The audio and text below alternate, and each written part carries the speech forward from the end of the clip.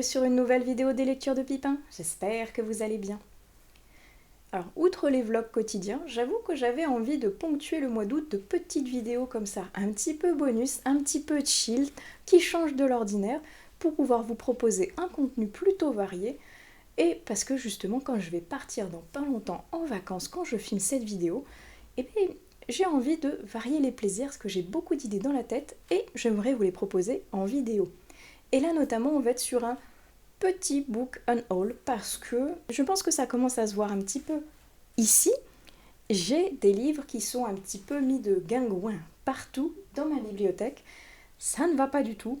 J'ai des livres qui ont des trous par ici parce que en fait l'espace ne convient pas à la taille des grands livres et je me rends compte que j'ai beaucoup de grands livres par rapport au petit format et qu'il faut loger tout ça. Et comme il y a de la place qui vient à manquer, peut-être que c'est le signal que j'achète trop, c'est possible, mais c'est peut-être aussi le signal qui me dit vide ta bibliothèque pour re-ranger les autres qui vont arriver ou qui sont déjà là et qui n'ont pas de place.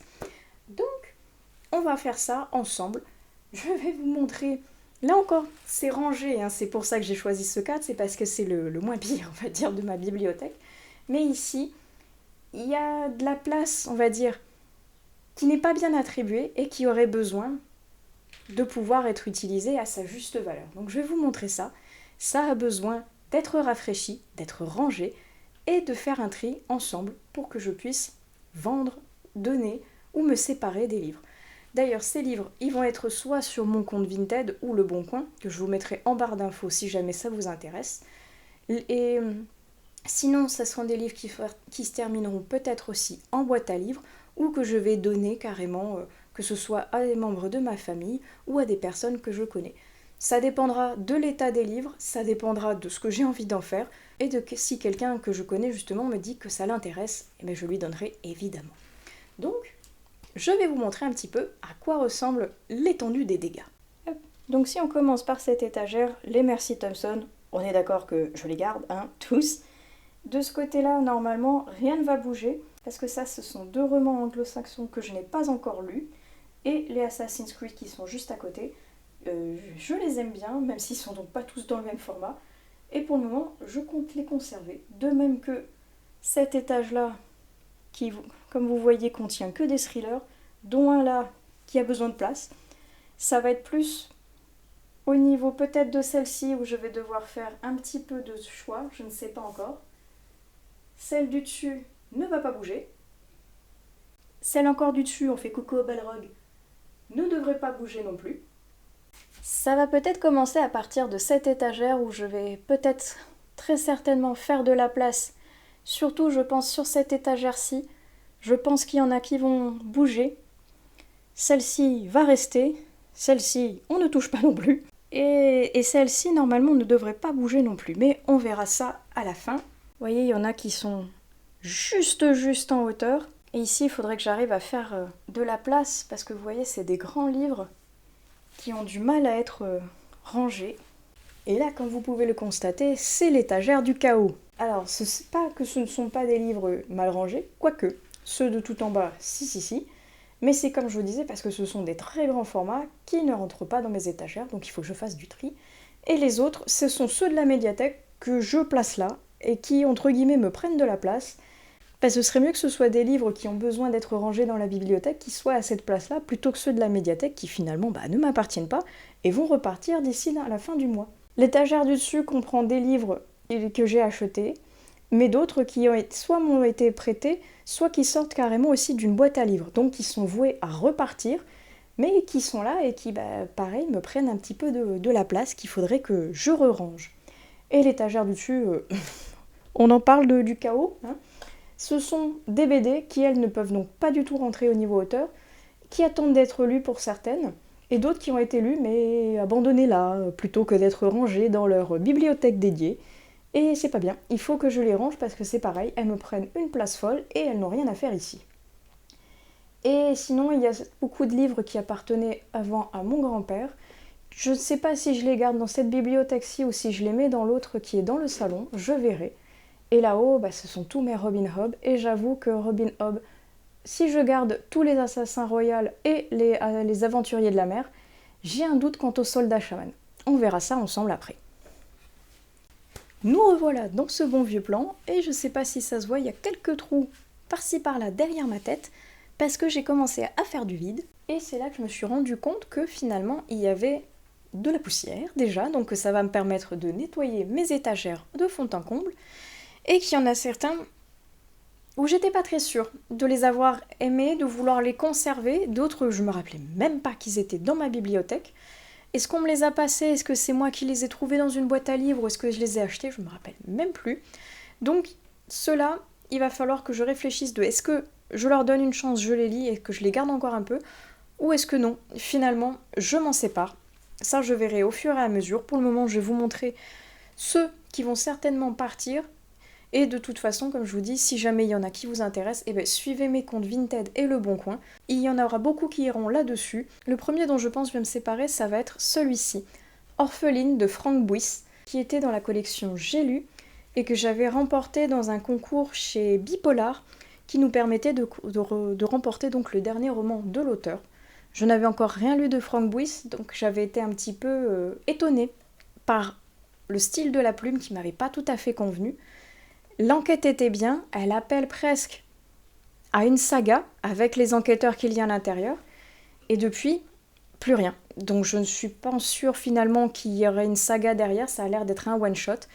Et même si cette couverture est trop belle, même si ça m'avait plu sur le moment, je me rappelle aussi que la plume m'avait un peu déroutée, et que finalement, j'avais pas adhéré plus que ça au final de ce livre. Donc je pense que celui-ci, eh bien, il va sortir de ma bibliothèque, parce que je l'ai lu, mais donc peut-être qu'il va convenir à quelqu'un d'autre que moi, finalement, je l'avais pas aimé à 100% non plus. Alors celui-ci, je vous avouerai que je ne sais pas ce qu'il fait là. Je ne me rappelle absolument pas que ce titre soit rentré dans ma palle à un moment donné. Est-ce que juste je l'ai acheté, est-ce qu'on me l'a donné? Je ne sais pas. Un bonheur parfait de James Salter, qui est publié aux éditions Point. Et honnêtement, quand je vois le résumé, je ne sais pas trop si on va être dans un contemporain un petit peu axé sur du drame, si on va être dans un policier, thriller, je ne sais pas trop. Donc lui, ça fait typiquement partie de ceux où j'hésite. Est-ce que je leur donne une chance parce que je ne sais pas ce qu'il fait ici et donc je vais voir si ça me plaît ou non? Ou est-ce que je me dis, bah non, finalement, si je me rappelais même pas qu'il était là, ça vaut pas le coup que je le garde, je m'en sépare. Lui, je sais pas encore. Je vais peut-être lui laisser le bénéfice du doute. On verra. Si vous l'avez lu dans les commentaires, n'hésitez pas à me dire ce que vous en avez pensé, s'il est bien ou non, et donc s'il est plutôt axé policier ou drame. Celui-ci, je l'avais lu il y a quelques années, Cette petite croix dans un carnet, de Georges Simenon, dans la collection Courts romans et autres nouvelles. C'est un classique, hein, Georges Simenon. Je pense qu'on en a tous déjà entendu parler. Il est très très gros au niveau de la pagination. Et il est fait en papier un petit peu cartonné, recyclé comme ça, qui est très rigolo. Je pense que celui-ci, si ma mère ne l'a pas lu, pourrait lui plaire. Sinon, je pense que je vais le faire sortir de tous les cas de ma bibliothèque parce que je l'ai lu. C'était pas le meilleur Simenon qui soit, il se laisse lire, mais sans plus. Donc, je pense qu'il peut aller faire plaisir à quelqu'un d'autre. Lui, j'ai hésité. Je vous avoue, j'ai hésité parce que je l'avais bien aimé. Il s'agit de La Symphonie des siècles, le premier tome, Rhapsody, première partie. C'est de Elizabeth Haydon et c'est publié chez J'ai lu. Oui, c'est ça, chez J'ai lu. C'est de la fantaisie adulte. Et on va suivre donc Rhapsody qui, je sais plus si c'est une humaine ou une elfe, mais en tout cas elle va être emmenée dans une grande aventure près de l'Arbre Monde avec un géant barbare, avec un mage, avec des hommes, avec des nains. Ça va être une espèce de grande aventure épique. Et je me rappelle que j'avais bien aimé. Mais comme vous pouvez le voir, c'est donc le tome 1, partie 1, ce qui présage donc une suite. Suite que je n'ai jamais lue, alors que ce livre, je l'ai depuis presque le lycée. Ça ne présage rien de bon.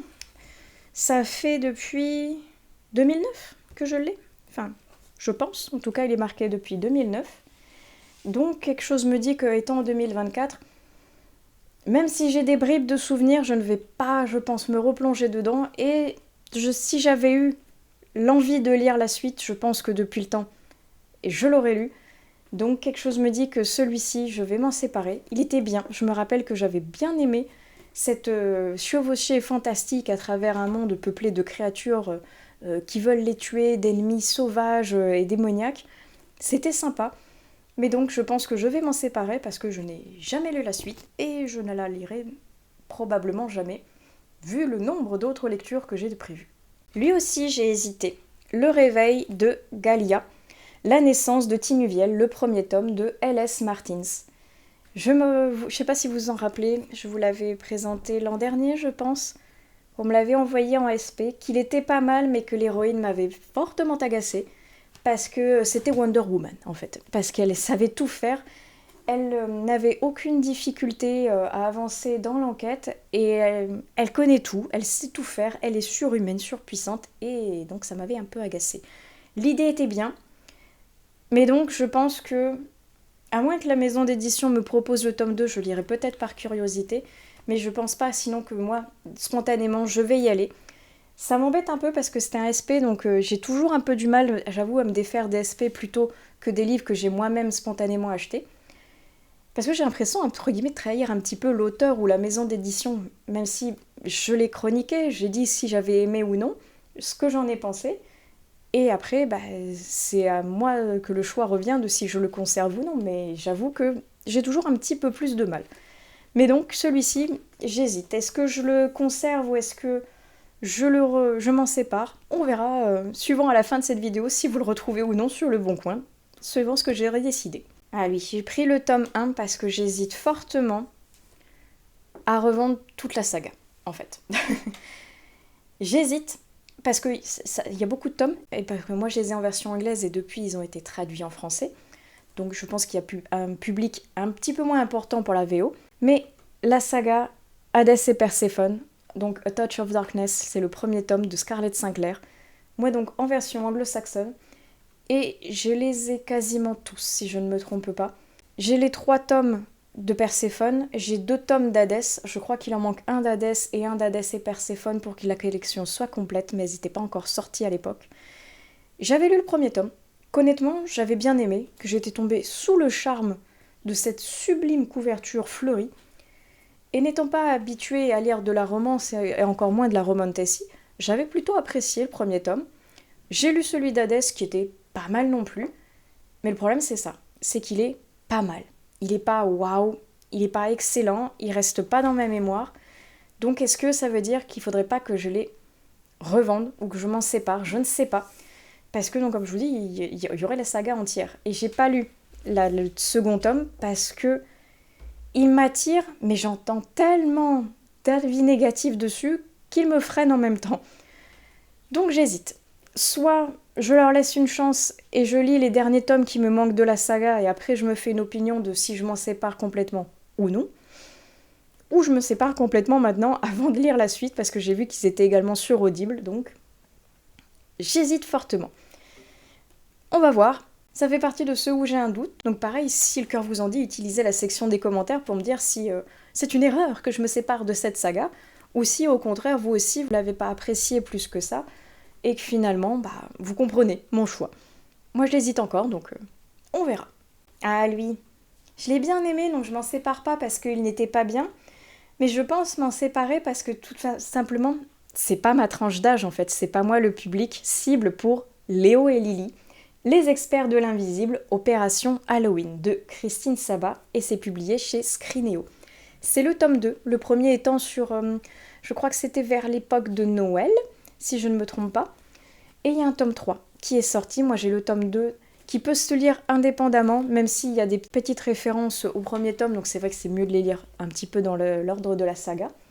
Moi j'avais adoré ce petit fantôme, je le trouvais vraiment chou. La pagination est très aérée, très grande parce que c'est pour un public très jeunesse. Voilà, c'est tout beau, c'est tout mignon. Je l'avais remporté dans le cadre d'une masse critique sur Babelio. Et j'avais bien aimé, c'est très mignon. Mais je pense qu'il ferait beaucoup plus plaisir à un enfant dans cette tranche d'âge que moi qui finalement suis plus adulte, qui l'ai trouvé sympathique, mais qui ne va certainement pas le relire derrière. Donc je pense qu'il fera certainement plus plaisir à quelqu'un d'autre plutôt que de rester là dans ma bibliothèque et de ne plus être réouvert. Ah lui, J'hésite aussi, je vous avoue, un peu comme le Scarlett Sinclair, parce que A Dance with the Fae Prince de Elise Kova a été traduit récemment en français. Je n'ai pas adhéré à la version anglo-saxonne, pourtant Elise Kova, j'aime bien ce qu'elle fait. Elle a une belle plume, il y a une pagination vraiment très très belle. J'avais bien aimé A Deal with the F-King, qui était le, entre guillemets, premier tome, même si chacun peut être lu séparément l'un des autres. Mais A Dance with the Fae Prince, j'avais pas adhéré. Et il me reste celui avec les vampires, que je n'ai pas encore lu. Et j'hésite. J'hésite fortement parce que c'est entre guillemets un tome unique et à la fois un tome dans une saga. Donc est-ce que si je m'en sépare, est-ce que je vais garder les autres ?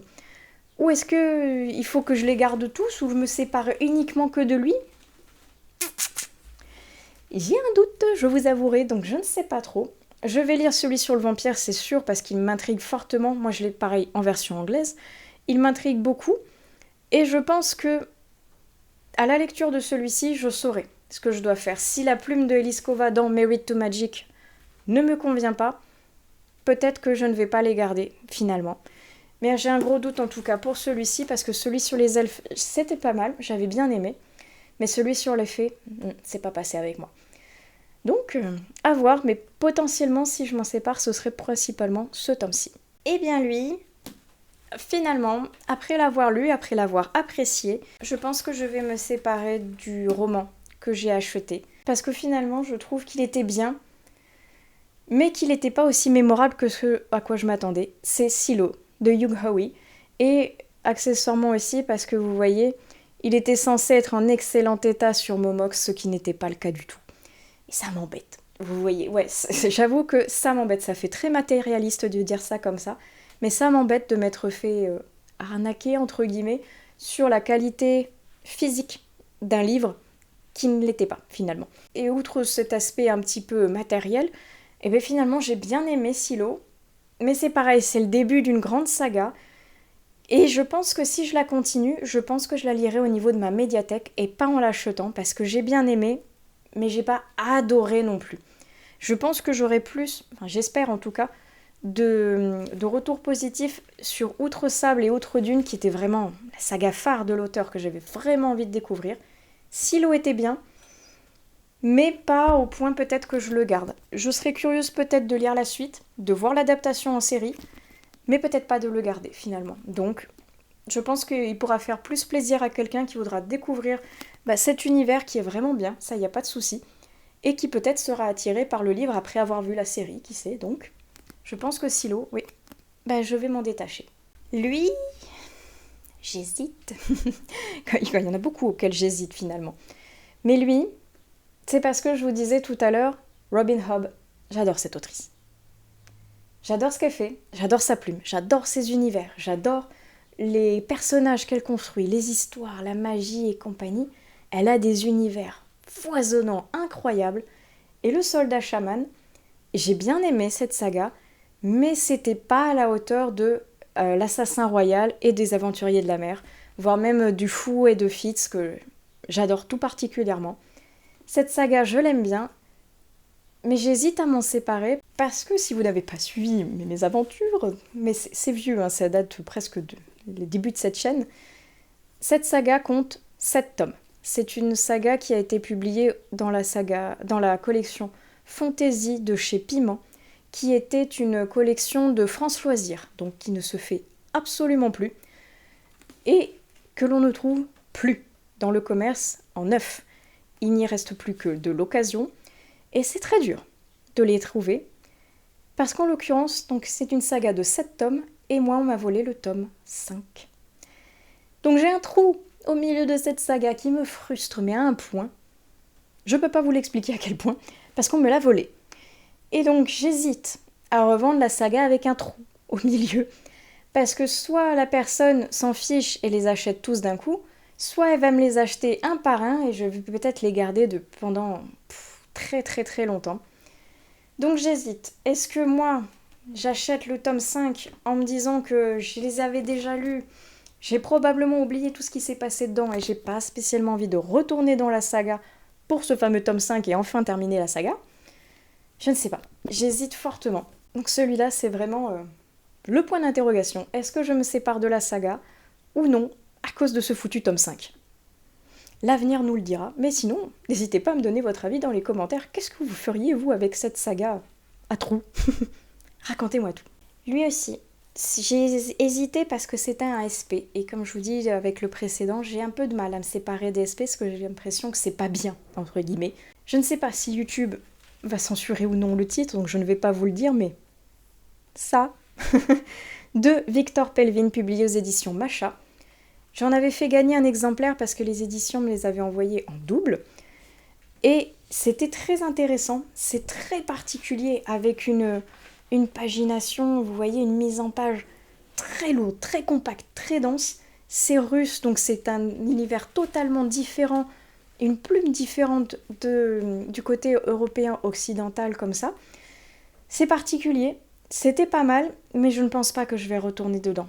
Et honnêtement, les éditions Macha, j'ai bien aimé ce qu'ils ont proposé comme autre livre, mais les éditions Macha, quand ils m'avaient envoyé le livre en double, je leur avais posé des questions de est-ce qu'ils voulaient que je le renvoie, est-ce qu'ils voulaient que je fasse un concours, comment ils voulaient qu'on s'organise. Ils ne m'ont jamais répondu. Jamais. Pareil, quand je leur ai envoyé les chroniques, ils ne m'ont jamais répondu non plus. Mais moi, donc, travailler avec une maison d'édition qui ne répond pas aux demandes, aux messages, aux mails, aux interrogations, et où ça va que dans un sens, je pense que s'ils regardent cette vidéo, je suis désolée, mais répondez aux mails, déjà, petit 1, et peut-être que dans le futur, s'ils reviennent, mais j'aimerais bien que la communication soit un petit peu meilleure. Donc c'est pas contre eux que je le revends, c'est juste que je l'ai lu et je reviendrai pas dedans. Mais donc, peut-être qu'il intéressera un peu mieux quelqu'un d'autre que moi. Et je vais passer vite fait dessus parce que je les avais mis dans un précédent book haul. Les The Ride on King de Yasushi Baba, publié chez Kurokawa. C'est toujours les 4 premiers tomes et je ne les ai toujours pas vendus. Donc je les remets en vente. Et d'ailleurs, si vous voulez voir d'autres livres qui sont en vente, n'hésitez pas à aller sur mes comptes de Vinted et Le Bon Coin. Vous les retrouverez tous de toute façon. Je vais faire les fiches produits pour chacun de ces livres. Et donc, vous verrez, boîte à livres ou les sites de revente, on verra. En attendant, j'espère que ce petit book haul vous aura plu. N'hésitez pas à utiliser les commentaires pour me dire si parmi ces livres, il y en a qui vous intéressent ou qui vous intriguent tout particulièrement. Et si jamais c'est le cas, comme je vous disais une fois de plus, n'hésitez pas à me suivre sur les plateformes de vente en ligne. Peut-être qu'il y en a un qui pourra vous intéresser. En attendant, merci d'avoir regardé cette vidéo. J'espère qu'elle vous aura plu. Je vous souhaite d'excellentes prochaines lectures et on se retrouve plus tard sur une nouvelle vidéo des lectures de Pipin. Allez, ciao!